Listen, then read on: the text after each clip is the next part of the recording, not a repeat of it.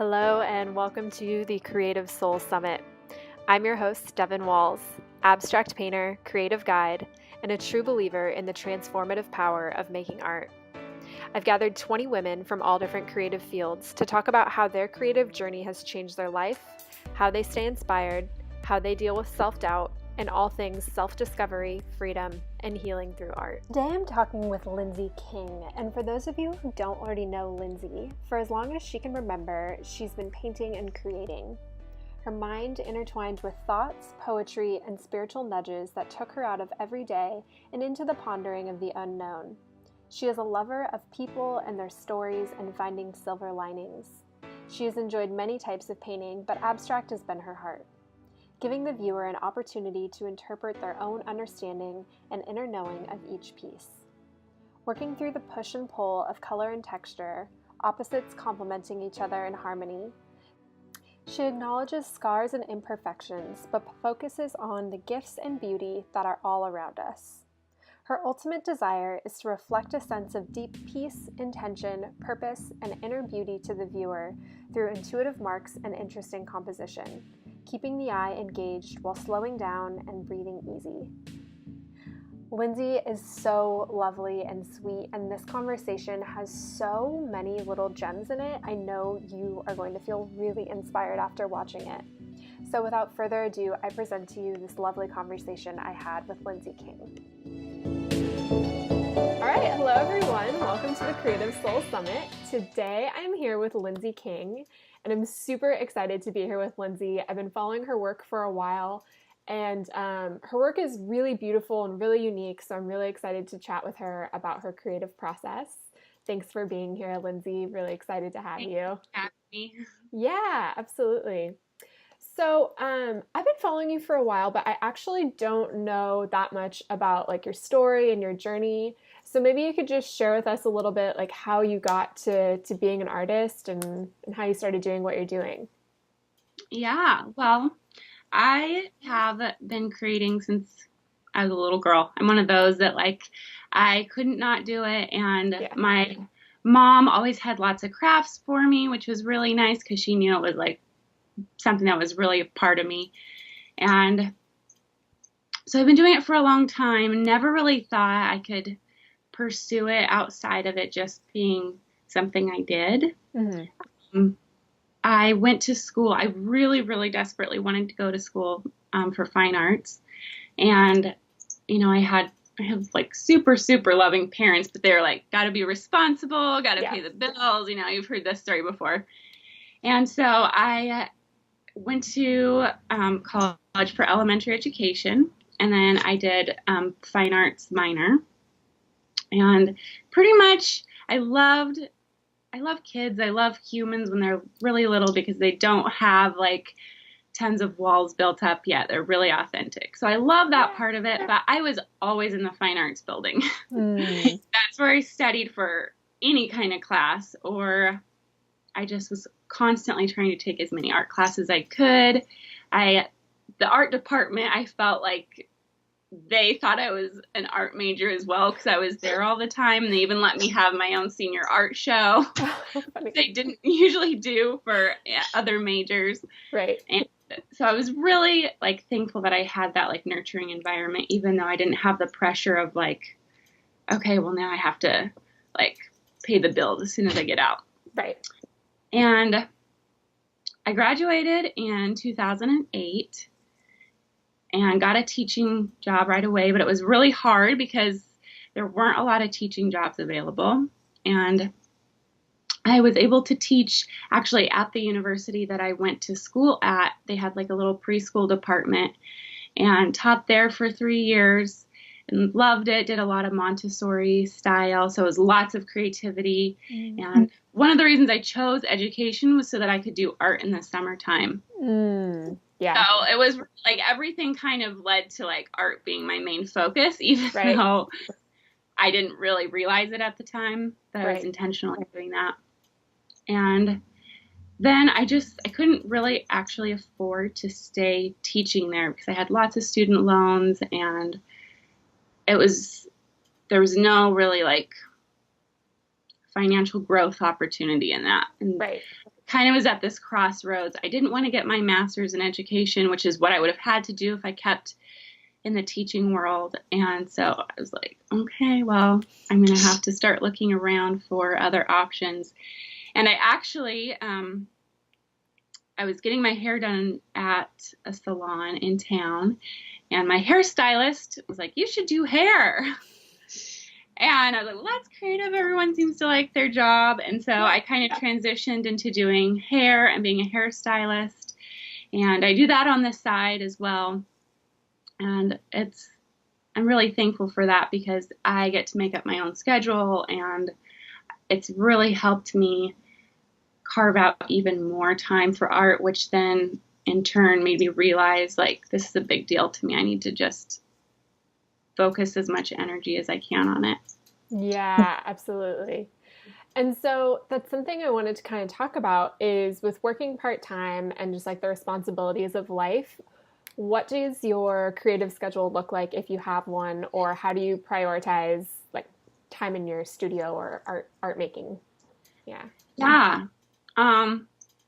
It used to be like when I was first doing hair, I would, just do it on the weekends. And then I felt like, I need to continue making this more of a priority. And since I can make up my own schedule, I'm going to at the time it felt like a really big risk, like cutting back on something that was bringing in income for my family. So, I just took Mondays off, and Monday was like an extra day that I would be in my studio. And I told all my clients that too, so that there was no like, oh, well, can you come in on your day off? Because that can happen sometimes. I was just really protective of it, and just started making it more of a priority. And then slowly I was like, okay, Monday just isn't enough anymore. And I was so blessed that it's been a really slow progression, but slowly my art life was getting a lot busier. And so I was needing to take more time for it to continue what I was doing. Right. So right now I have the weekends and Monday, Tuesday, and then Wednesday mornings. And then Wednesday afternoon, Thursday, Friday, I go to the salon. Okay. So it's like nice and balanced. Yeah. And I like what you said too about like how it's been really slow, because I think there's something important there about like you want to have enough spaciousness to grow in your creative life, but not dive in too deep to where the pressure is super on. So like that natural moving into it is really, really important. I can see that. And I see it more and more as I continue on with it, like how grateful I am for that, because it is overwhelming, especially if you don't know how to do a lot of the behind the scenes stuff or the business side of stuff, and you're learning and you want it to be perfect and professional, but you're shooting in the dark. Yeah. And so I never want the overwhelm to take away my reason why. Yeah, absolutely. And that is kind of this like precious thing that needs protecting a little bit, because it can get so easily overtaken with trying to get exposure or trying to make money or any of that. And it's like this most important piece to it. So totally. So something else I wanted to ask you a little bit about is your style, because your style to me is so eye-catching, and it has this beauty in its simplicity. And I'm wondering if that was always a natural way to create for you. And I think the reason I'm asking this is because we always admire what we feel like we would like to incorporate more of, and I would love to incorporate more simplicity into my work. So I'm wondering if that was just always inherent for you, or how that came about. Well, I love simplicity. I've always been drawn to it, so I think there's that element for sure. But in my earlier painting, like through college and even before that, and then even after that, it was kind of one of those things that I always wanted as well, but I didn't really know how to achieve it. And I wasn't in like this really lovely, consistent making time for it. And so I would have this love-hate relationship whenever I would paint, because I would paint for like 3 months and then I would take maybe like 6 months off, and it was just this broken up clumps of time. And I never really got to develop what I really wanted to do until later on when I was like, okay, I'm making this a priority. And I kind of started challenging myself in things that felt really uncomfortable. So I had a really hard time, which is so funny because I do it a lot now. I had a really hard time painting small and especially on paper. And I was kind of at this point where that was the only way that I could make time for it, because paper and small is really accessible and it doesn't take a lot of space. It doesn't take a lot of cleanup. Yeah. So I was like, okay, I have to get over this. So I just started doing that more and just playing and experimenting and kind of taking the pressure off of it had to be anything, because it was so small I could just throw it away if I wanted. Right. And so I think that really helped kind of develop to like what I really wanted for my work. Yeah, that's I really just started playing interesting. materials. Yeah, for sure. I can see that because there's so many pieces in there that I relate to as well, like the love-hate relationship part where, if I didn't have enough time, then when I would make the time, it almost like kind of made me feel sad because I didn't have the time to really develop what I wanted. And then that was really painful. So it was like a lose-lose. So that thing. And then about the kind of letting your schedule and your limitations inform your process and your materials, because I used to really fight that too. Like I loved painting big, and it's so funny. I'm like, I hit the same point where like I kind of just have to let my limits be part of what I'm making, and like maybe that's authentic. And sometimes I think we're given limits to push us in different directions, and especially if you're like kind of opening up and asking for that.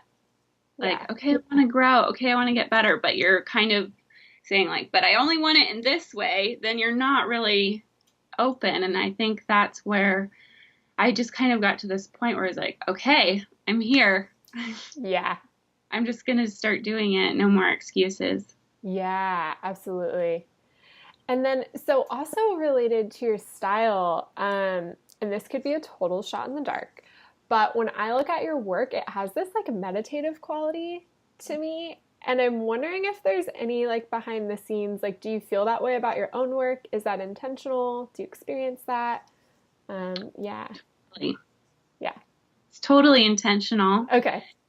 I feel like my biggest like calling, I guess, in creating is I love that something so simple can make someone stop for a minute and like just take a moment to kind of not think about anything else, because we're so rushed all the time. And I constantly feel like I just want to invite people to slow down a little bit and create, like, even if it's like 1 minute of peace or like solitude in their mind. And so I try to, even though my work is really simple, I try to also, in those like markings, try to make them as interesting as possible so that it's like calming, but yet then you're like, oh, what's going on there? Yeah. And it is very meditative, and I want people to kind of think about their inner thoughts that they just kind of blow by. Yeah, absolutely.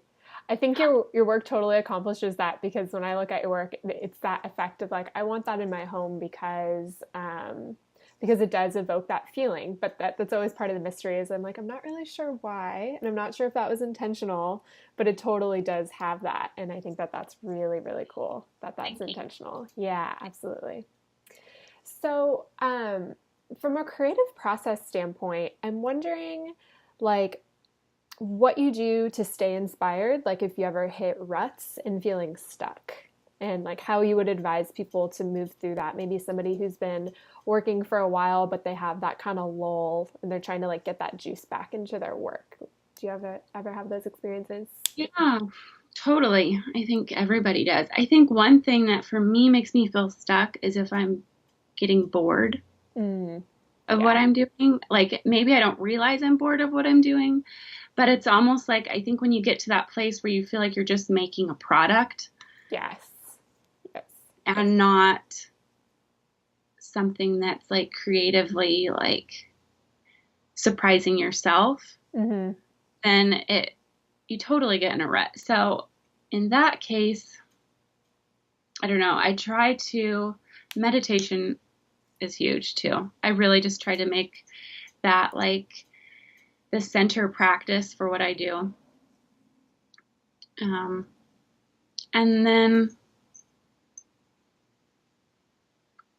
I try to not make a painting and just experiment with different mark making and kind of like, and then playing with materials again. Like maybe there's a million different papers out there. There's a million different types of, um, okay, maybe not a million, but there's lots of different canvases, Yeah. like, Yeah. and how your materials react to each other.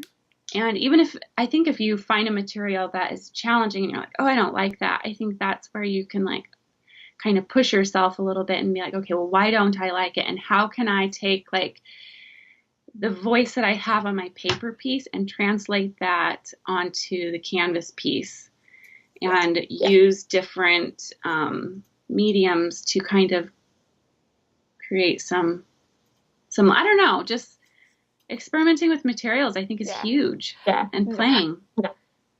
I know what you mean. Yeah. Oh, sorry. Go ahead. No, I'm done. No, I was going to say, I know what you mean, because a lot of the time when I'm feeling stuck, it just takes like a trip to the art supply store and like a new brush to be like reinvigorated with curiosity almost, Yeah. And so I think that that's really helpful. It's kind of like my friend and I used to talk about this all the time. Like when you're sick of working out, you go get a new sports bra. Yeah, totally. And that really works. Yes. Yeah, totally. Yeah. So another thing I kind of want to talk about too, and this is something that I think is huge, a huge conversation, but is that like inner critic voice and how we can be so critical of our own work. And I've actually noticed the more that I've shared of my own work and the farther I get into this like creative journey, my inner critic has actually gotten bigger, which is really surprising. And so I'm wondering like if you deal with that, how you navigate it and what you would advise for other people who experience that as well, which I think is probably most people, but yeah. Yeah. I honestly, your inner critic is really ornery. I read the book, Your Inner Critic is a Big Jerk by Dan Carissa, and I don't know if you've read that, but I haven't read it, but I want to. But that was like, it made me laugh out loud so many times. And she talks about giving your inner critic a name. Oh, okay. So like when it comes around, you tell it to go sit in the corner or whatever. Yeah. So I think those things are kind of helpful to kind of being aware of how your inner critic works within you. And then beyond that, now I find like when my inner critic shows up, I find myself asking like, okay, why am I thinking that? I kind of try to take myself out of me and look at like the whole situation. Like, okay, why is my inner critic saying that looks too simple, or that looks like the composition is off, or what do you think you're doing? You think you're calling yourself an artist? Even like the worst. silly stuff like that. Yeah. Because I really find it has absolutely nothing to do with the work you're creating. Yeah. And it has more to do with like other stuff. Like, how are you taking care of yourself? And do you really are you making it a practice to like self-care and self-love and talk kind to yourself? Like, we never talk, rarely out loud, kindly to ourselves. And I think that's another thing too. And there's been times where I look at my paintings and not like from a place of like, I'm better than anybody else, but I look at my markings and I'm like, wow, Lindsay, that was a really beautiful mark you just made. Like, I'm so in love with that mark, and I love you. Thank you for making that mark. And it sounds kind of silly and simple, but I think it's like the more and more you practice that, and the more you kind of fall in love with that you yourself have something to share that's unique and special. I don't care if you have a similar style as somebody else. You yourself have a voice, and you might have a similar language to somebody, but I think we need lots of languages and people that have similar languages too. So, Yeah. yeah. So take care of yourself. Yeah, totally. There's actually two really strong things in there that I think are so important. The first is like the self-love piece.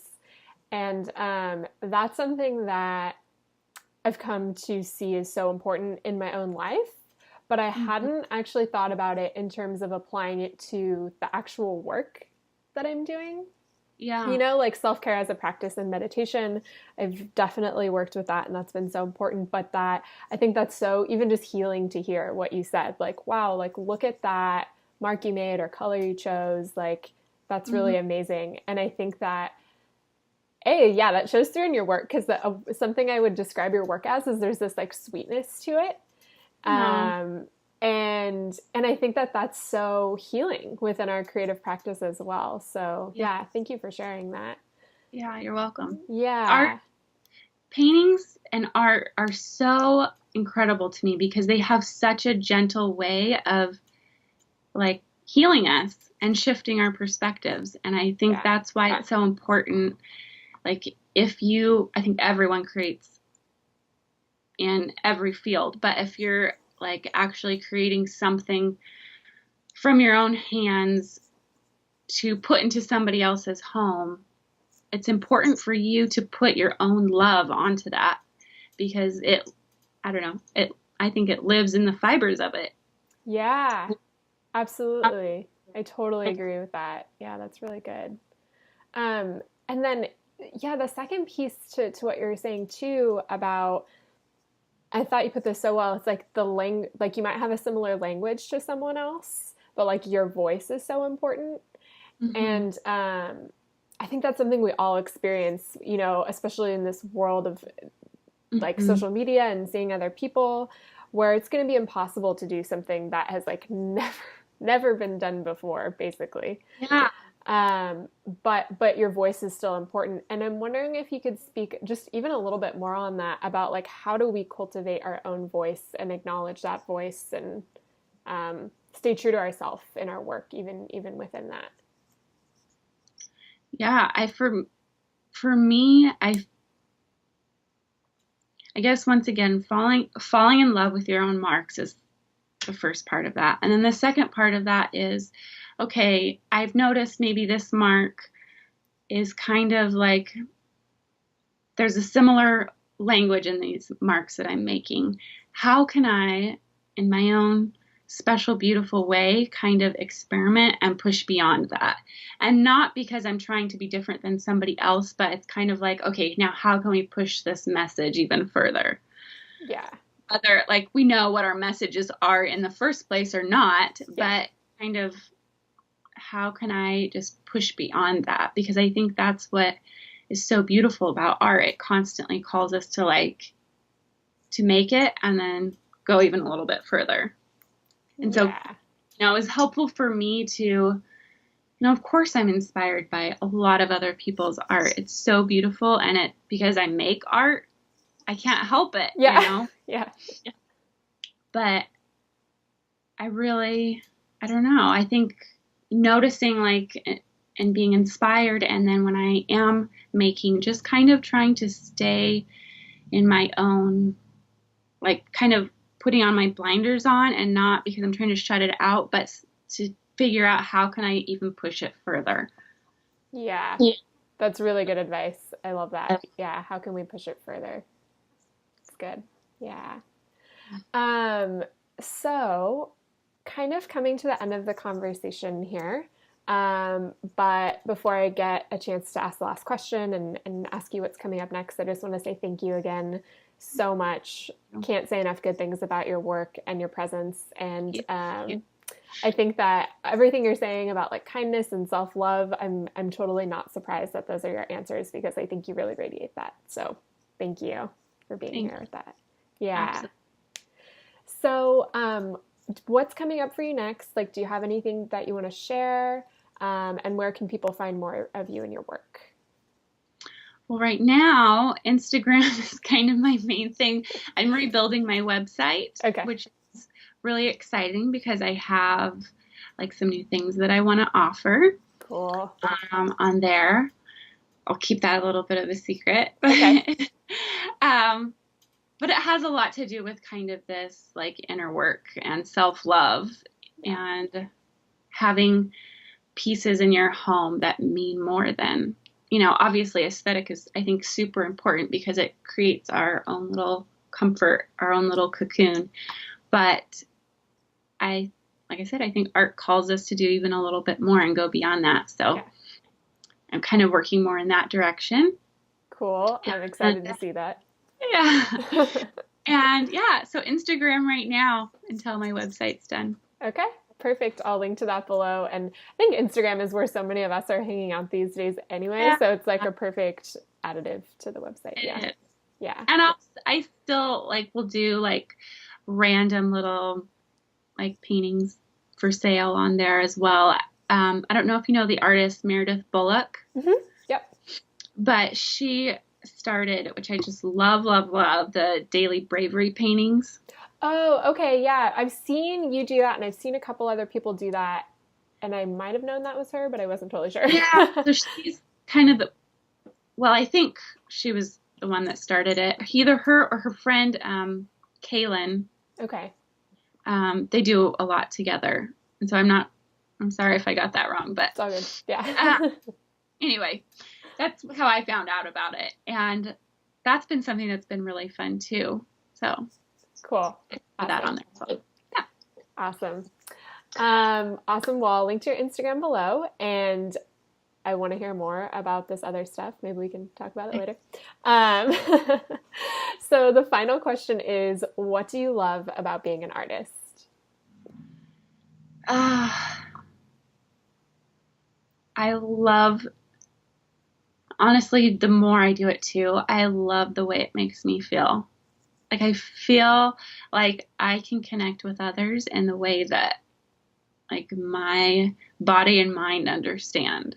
And so I just love that I have no idea like the direction it's going to take me. If, hopefully I will get to only do art always, but if I can't, I feel so honored and blessed that I have like chunks of time that I can do it. And it makes me feel so good.